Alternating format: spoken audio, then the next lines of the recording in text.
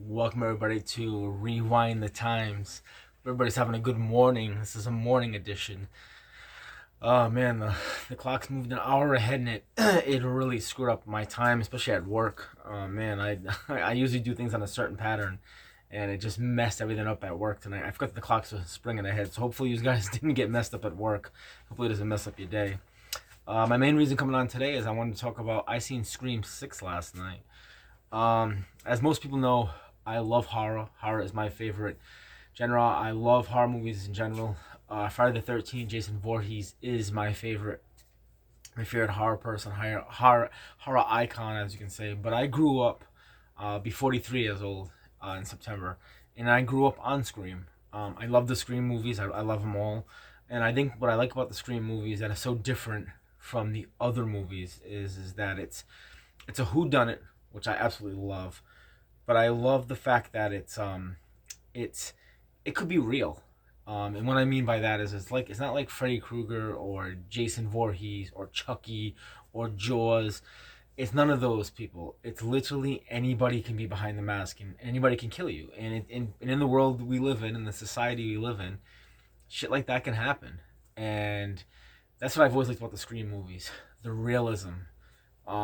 Yes, the Scream franchise does have its downfalls, just like a lot of other horror franchises. But what I do like about it is the realism and how close it is to actually being real. So I seen Scream 6 last night. There's not much that you could. I went in there. First of all, I went in there with pretty good expectations because people have been talking about this movie and saying it's really really good. And I'll tell you right now, Scream is the most consistent horror franchise we have right now because it is a horror franchise. It's on its sixth installment. Will be a spoiler review. I will talk about things that happen in the movie. So if you did not see the movie, do not watch this video. I encourage you to go out and see it.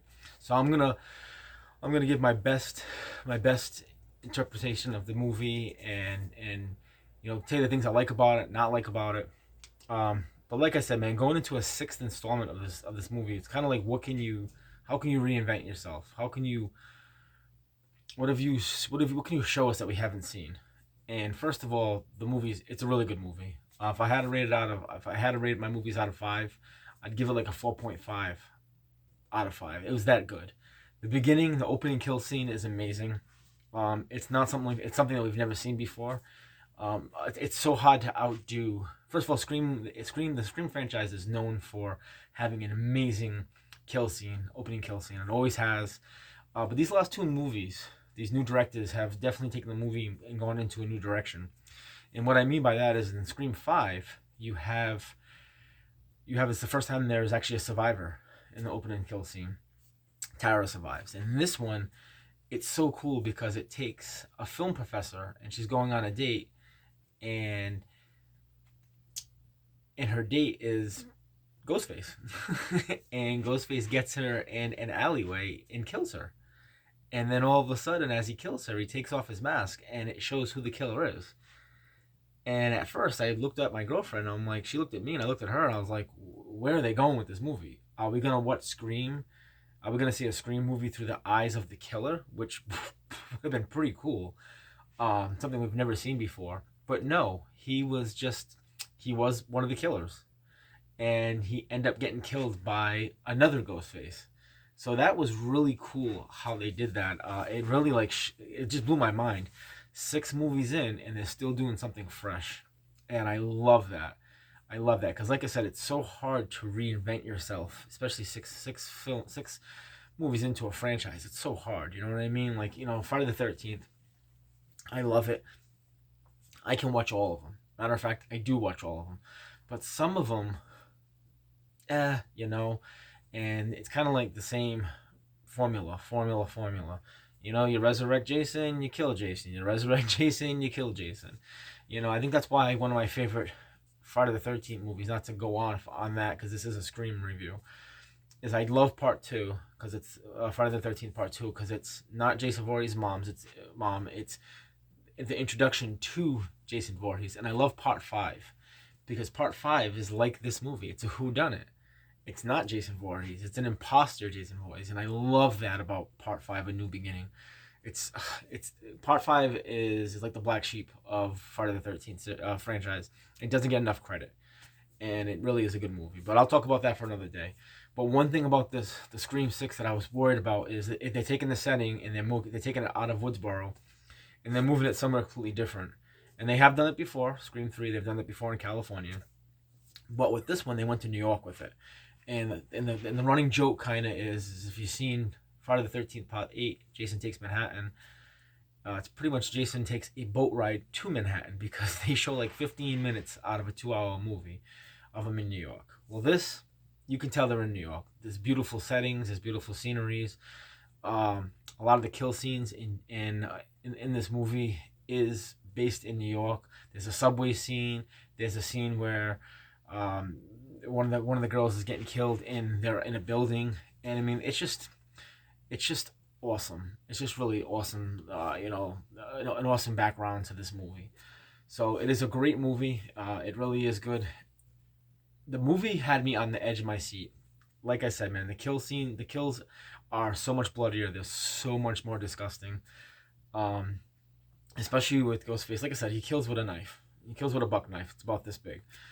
So how many kill scenes can he do? How can he reinvent himself killing? Well, he stabs people in the eye. He stabs them in the stomach, and he pulls up. And the way the camera zooms in on these kill scenes it's so gory, and he is ruthless. This Ghostface. The movie is really it's an adrenaline rush. The only thing that I didn't like about the movie was the reveal at the end. I thought the killers, because there's actually 3 killers in this movie. Basically, what this movie's about is it's almost like part 2. If you've seen Scream 2, you've seen Scream. If you've seen Scream 2, you've seen Scream 6. In Scream 2, one of the killers was Mrs. Loomis, and basically what she wanted revenge because Sidney killed her son, Billy, and Mickey he was gonna blame the movies. His motive was a lot different. Well, in Scream 6, it's pretty much there's 3 killers. There's Quinn, the roommate, there's the detective, and then there's Ethan, and they're a family. They're Richie's family. And that's the only letdown of this movie, is that when you do see it, the kill scenes, like I said, are great.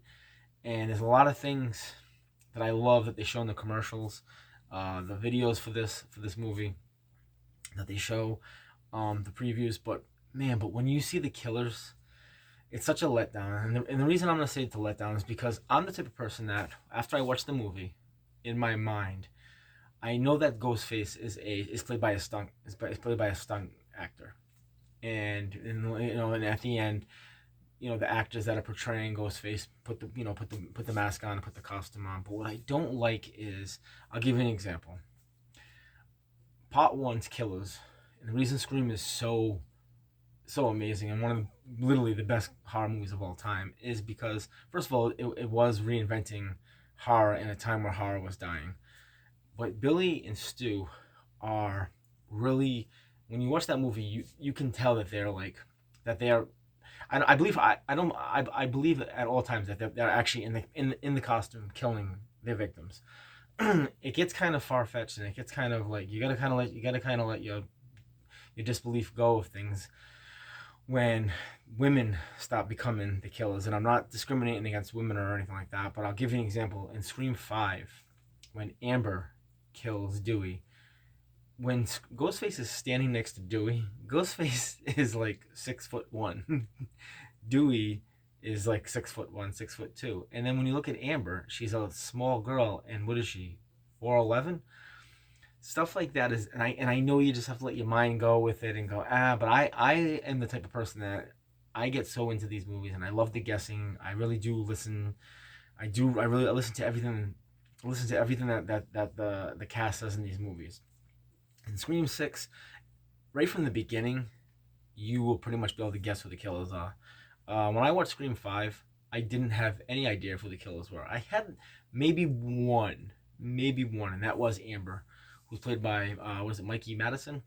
I did have an idea, but I didn't think it was gonna be Richie at all. And this one, oh man, if you pay attention to the lines, you're gonna guess it, and you're gonna guess it really quick. especially like when they get to the Ghostface shrine. All this stuff was taken in, and you're saying to yourself like, how is this shrine made? And you have to have connections to get this stuff. And really, it can only be two people in this movie that have the connections to get this stuff. It's either the detective, who is one of the killers, Detective Bailey, or it's Kirby, who comes into the movie as an FBI agent, and we all know it's not Kirby.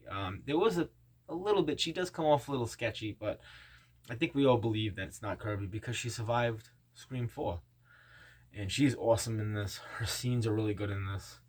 Um, you don't really miss Sydney as much. She is talked about in this movie, and she's talked about from Gale's,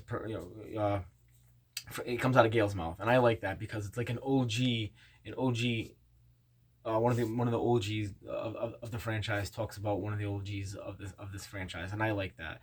Basically, Gale says to uh to Tara, that she is to Sam. I'm sorry, to Sam, that Sydney's away. She's hiding. She just wants to try to live a normal life. But I think Sydney will end up coming back. We all know behind the scenes, Neve Campbell, who is an amazing final girl. She is the franchise. It is a little weird not seeing her. I don't think she's super missed, but at the same time, she is kind of missed just because it's Sydney. How do you have a Scream movie without Sydney? It took me a long time to really watch a Nightmare on Elm Street without Nancy Thompson. Even though I know she dies kind of early in the series, it's just she's just such a powerful character, and Sydney is Sydney. It's like watching a Halloween without Laurie Strode. It doesn't really. It's tough, man. It's really tough to watch these movies without those, because she's such a great character. And I love Sydney. I love Sydney Prescott, and you can see that she's missed, but the way they talk about her, you kind of understand. But behind the scenes, what it was is, I believe Neve Campbell, she fought. She's a woman actor, and she fought for a long time for this role, and she has made a name for herself. And I believe they didn't come up with a good amount of money for her, and I respect that. I'm 100% on her team. I respect that, and you know what? If you know your value, know your worth, and if someone doesn't give it to you, then it's their loss. And even though in this movie, I think because Sydney's not in it, it gives the other cast, which they call the core four, and the core four would be Tara and Sam Carpenter, and then Chad and Mindy Meeks, the twins. And I'll tell you right now, Chad is awesome in this movie. He's definitely so. Mindy and Chad Meeks are Randy's niece and nephew. Randy is their uncle, and Mindy is the Randy, the horror geek, the knowing all the rules. And Chad, I believe, in this movie becomes the heart and soul of the team, and I believe that's what Dewey was.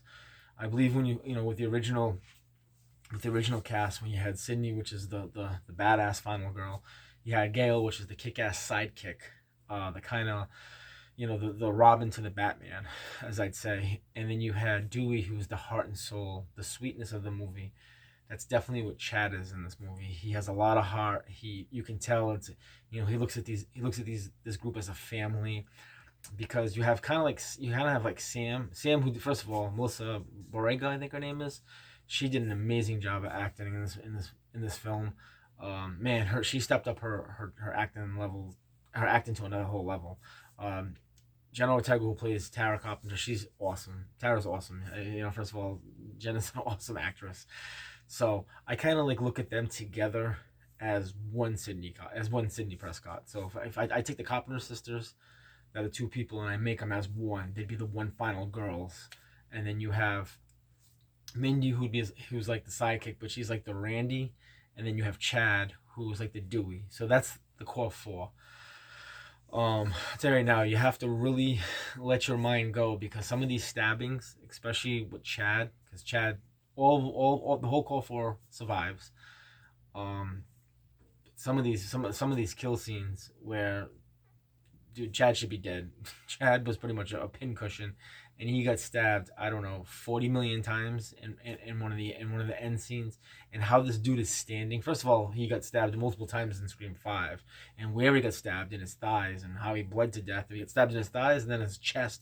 This dude must have stab wounds all over his body. If he didn't then, he does now. And the same thing with Mindy. She gets stabbed, and then she gets stabbed as we all seen in the commercial. She gets stabbed in the subway, on the train, and they pull the knife up, and oh man, that's such a gruesome scene.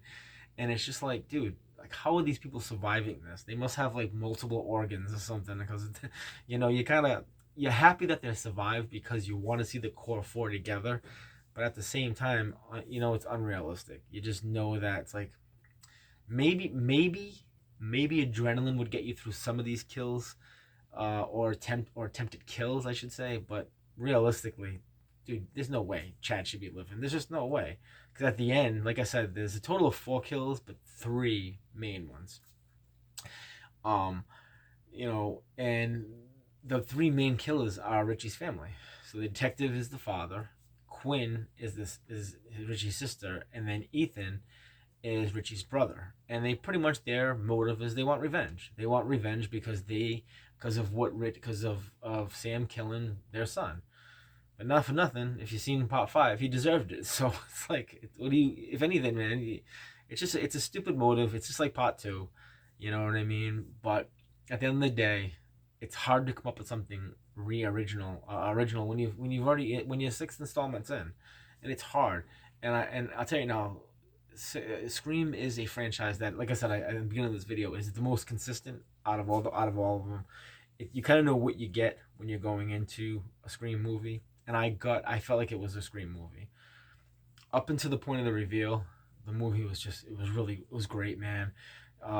Even though I kind of guessed who the killer was, or one of them, I didn't know the other two, because there was a scene in the movie where Quinn dies, and I believe she gets killed by her brother. Her brother, I believe, is the one who's portraying Ghostface at that time, and her dad is the cop. So it makes it very convenient for her dad to hide the body, you know what I mean? And he comes out crying and stuff like that. So it was very, very, like, it was very well, like, you could understand, you can understand her body missing in her death scene, because and so when she came back to life, so at the end when she was shown as one of the killers, you're like, well, wait a minute, I thought she died. Like, so that was a good twist. But you kind of seen Ethan, you really did. And Quinn kept talking about how I lost my brother in the movie, and the same thing with the cop. Oh, I lost my son. If you just put the pieces together, you can, it's either I'm getting older and I've seen these movies so many times, or the writing's real bad. And I don't think it's the writing, really. I think it's just that because I will be 43 years old. I was 16 years old when this movie came out, around Christmas time, and the first one in 1996. I was sitting in the theaters with Steve and Paul Panacchia with my mother, and we were supposed to take my girlfriend at the time, Melissa, and we didn't. My mom wanted to go because she wanted to spend some time with me and my friends, and she took us to see this movie at Apple Valley Cinema. And I have loved Scream ever since. It was just completely blew my mind. Even my mom couldn't believe what we were watching. It was just such a great. My mom was like a hip mom. My mother, she died. God rest her soul. She died at a very young age. My mother passed away when she was 49. But my mom loved the things that I was into. She was just like an urban mom, and she took us to these movies. She took me to like horror movies when I was young and stuff like that. So, because she liked them, and even she thought Scream was awesome because it was just a different twist. Horror in the '80s, you had the slashers, and then that the genre was kind of dying for a while until Wes Craven and Kevin Williamson came along with the Scream movie. It really just turned the horror world upside down. And I do hope they make a Scream 7 or a Scream 8, and I will watch it. I always love the guessing part of it. That's part of it. And like I said, either it's because I'm getting older and I'm so used to these movies now, or the writing's real bad. Like I said, I don't think the writing was really, really bad. It's just I know I know what I'm gonna watch when I go into a Scream movie. So I definitely recommend this movie. When it comes out, I'm definitely gonna buy it on 4K. I love these. I love it. It's definitely one to own. It's definitely, if you got an opportunity to go see it in the big theater, on the big screen, because it's awesome to see it with a crowd and everything. It's a really good movie. Like I said, I recommend it. I give it a 4.5 out of 5. Really, really no perfect. It's not perfect, because you really do have to. You have to like disbelieve some of these things. See, what I was talking about earlier, because I'm bouncing around because I got so many thoughts in my head about the movie, because it is a good movie. But the thing that I don't like is like I said earlier in this video, is you do know that Ghostface is played by a stunt actor. And I just hate that. It's like, even like Jack Champion, who plays Ethan, who's one of the killers, he's like this tall. Like, it's, and then you look at Ghostface when he's running around in the movie, he just looks so much taller, and it's just, it's kind, you're kind of like, well, I can believe the detective because the detective is a grown man doing these killings, but it's like, how can he do it or she do it? They look so short, and that's the only thing that you have to let watch the movie for what it is and just let that go. Because if you break it down realistically, I'm sorry, but that's why the Child's Plays movies never scared me. I enjoy watching them, but I'm sorry, but no 3 foot doll is gonna kill me. It's just Chucky's not ever gonna have a chance, dude. He's like 2 feet off the ground. There's no way, you know. That's why he has to go after Andy Barkley, a little kid, because he ain't killing no grown up. In Jaws, just stay the fuck out of the ocean. Just don't go swimming in the ocean. You won't get killed. Like, it's just stupidity shit. You know, they made like 6 Jaws or 5 Jawses. Like, Jaws the Revenge, Jaws is out to get you. Jaws, it's like, dude, come, just don't go in the damn ocean. Just stay the fuck away from the water. What are you doing?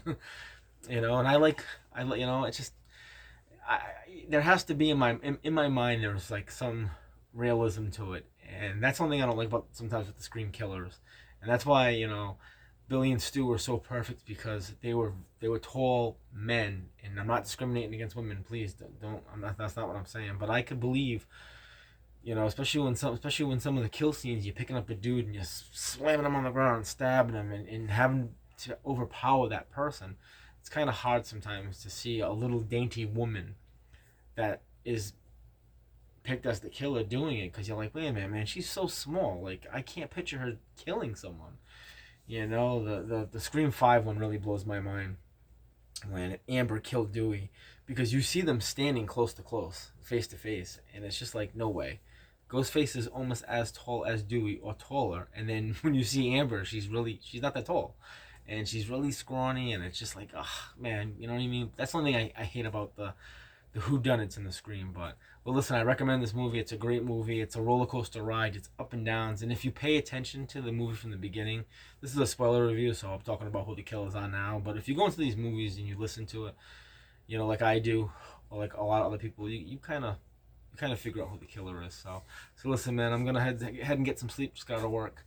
Hope you guys have a blessed day. Remember, God first and family. And until the next one, take care, guys. Peace.